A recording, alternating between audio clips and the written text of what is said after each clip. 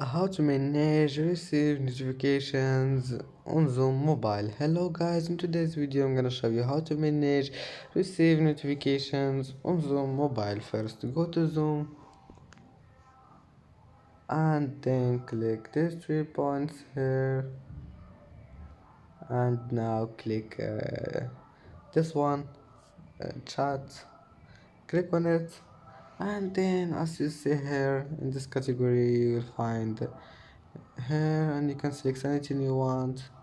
Receive notifications for all messages or only private messages or mentions or nothing, anything you want, and then just go back and it will be saved.